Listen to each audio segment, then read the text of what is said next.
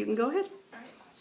Everyone cares deeply about something. This can be like people, an activity, a cause, but whatever it is, caring deeply is important because it gives us motivation and purpose for what we're doing in our lives. So one thing I care deeply about is plastic. So this started at all school lunch earlier this year when I realized all of the plastic that we were using and we were just throwing it away, which didn't really make sense to me because I had always been told to recycle. And I did some research and I realized that plastic pollution is a huge problem that we need to take steps to stop. Today I'm going to tell you about how the issue of plastic pollution started, the magnitude of it today, and what steps we can take to stop it. So according to Science History, which is a website that is supported by the Othmer Library of Chemical History, plastics were invented about 150 years ago. It all started with billiards because at the time billiards was very popular and billiard balls are made of ivory. Ivory is made of elephant tusks, and there are only so many elephants you can slaughter before people start getting upset about it. So they made plastic and they made it completely synthetic, so it would be so they could save the elephants. And for a time, plastics were actually seen as like a savior for the environment, and they were very cool. As Science History says, the discovery was revolutionary. It was the first time human manufacturing was not constrained by the limits of nature.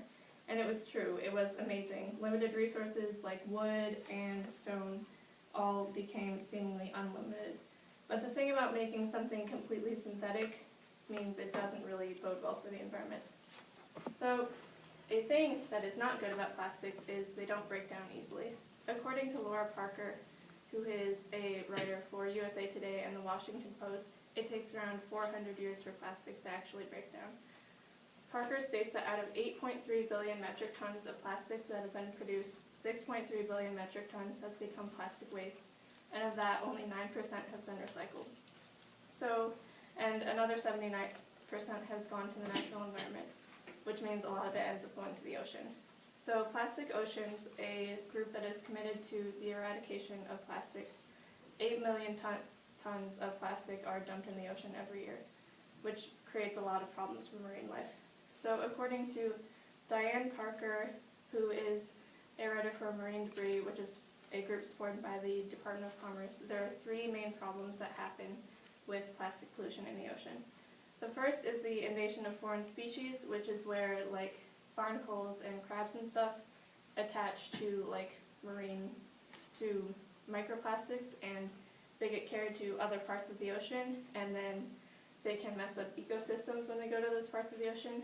The other thing is ghost fishing, which is where animals get trapped in nets or plastic bags or six-pack rings, as you can see on the thing.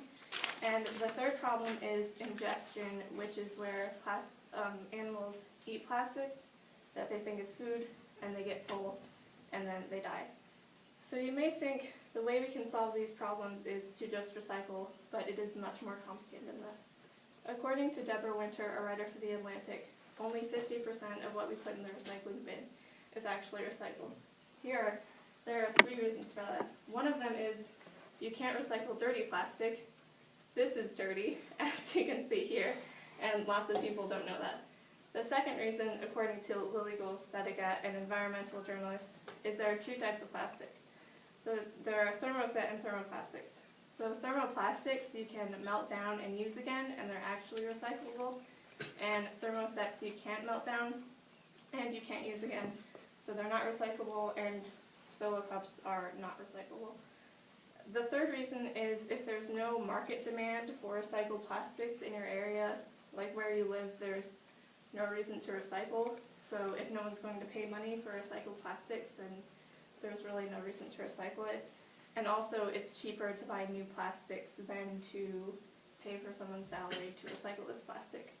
So this issue is obviously not an easy one to solve, but we can definitely take steps to solve it. So we can't completely get rid of plastics because they've kind of become ubiquitous with life on Earth. As Girl Scientist and environmental scientist and science writer states, it is tempting to demonize plastics, but plastics themselves are not inherently evil. It's because plastics have actually done some really amazing things in our lives, like prolong life in hospitals or preserve different types of food, but there are many plastics we use that are just unnecessary. So 3 things we can do to solve this problem is reduce, reuse, and recycle. So one way governments and us, we can reduce plastic use is, so Imogene Calderon, a former global news journalist, stated that governments have been banning or putting taxes on plastic bags or one-use plastics, which are things like plastic shopping bags and plastic cutlery. And then there are also things we can do to cut down on the plastic we use, like instead of using plastic shopping bags, use a reusable shopping bag or like a wooden toothbrush instead of a plastic toothbrush. The second thing we can do is reuse. So it's kind of difficult to just completely get rid of all the plastic we use in our lives, but because plastic is everywhere. But we can reuse the things we do, like if you have old food containers, you can use it to store other food and things like that. The third thing we can do is recycle. So governments have been putting in place different systems to increase recycling, like the bottle bill system, which is where they charge you 10 cents extra for plastic bottles, and then you recycle and you get that 10 cents back. And then, so that is a great system. And okay, hold on. So even though there are many things in our lives that are not recyclable, there are many things that are recyclable, and we're just not recycling. So the United States recycles only 31% of plastic bottles, and plastic bottles account for 14% of all plastic waste in the ocean. So it would make a huge difference if we started recycling that. So one thing that I've wondered about is, what if we keep going on like we do? So obviously things will get worse if we decide not to recycle. So us, like just in this classroom, deciding not to do anything may not seem like a big deal, but then we would just be contributing to the millions of people also ignoring the issue, and then plastics will just keep piling up and devastating more environments, and the issues you see now will just get bigger. So reducing plastic is not just like a lifestyle choice, it's kind of a necessity.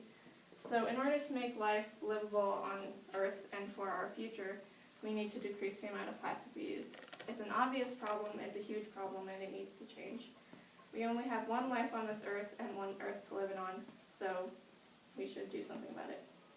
Thank you very much. Let's give a round of applause. Thank you. Okay, at this time we're going to let the audience ask any questions that they have, and you can call on them one by one if you don't mind, and that'll be it. So whenever you're ready, you can go ahead. Okay. Is that Anne? Yes. So I've heard like it's when they ask you paper or plastic, it's like even worse to ask for paper than plastic because of like how they're made. Mm-hmm. Is that like a thing? Yeah, it's a thing. There's lots of like shopping bags and receipts and stuff are like paper coated in a thin layer of plastic. So I think it's like more difficult to recycle those because it can't be separated as easily, whereas plastic shopping bags, they can, and they're occasionally recyclable. So do recycling companies expect you to wash all your plastic before you recycle it? Yes. Okay. Do you think that production of plastics should eventually come to an end, or do you think? I think that, so when plastics were first made, they were actually made out of natural products. Like the person who first made plastic made them out of like cotton and cellulose, and they were biodegradable, I think. But I think making them completely synthetic, you could mass produce them more. And I think people now are actually making plastics that can break down more easily. So I think we can definitely do more, but it would be difficult to completely get away from plastics, because if you made plastics that could break down easily, that would mean like some kind of bad things for the products, like if you're using plastic to preserve food or life or something. So I think that we can definitely use more natural products, but it'd be difficult to just completely go away from it. What do you think if like someday the government is like make a law and like force them to stop using plastic? What do you think about that? I think that, well, like to just completely stop using plastic, I think that'd be a little illogical because we use plastic a lot in our lives, but I think it would definitely, I think it'd be a good choice to maybe ban single-use plastics because there's like no reason for them, basically. Like, we don't need them, so. How do you tell the difference between a plastic that is recyclable and plastic that isn't? So, on the bottom of this cup, or all plastic things, there's a triangle, and inside that triangle it says what kind of plastic it is. And I believe types 1, 2, 4, and 5 are recyclable, and it's 1 through 7, and 3, 6, and 7 aren't recyclable. So yeah, that's the way to tell the difference. Yeah, and you also, it's actually kind of difficult because sometimes they recycle things in some areas but not in other areas, so you also maybe have to look up what your local area says about it. Okay, let's give her a round of applause. Thank you very much, Brooke.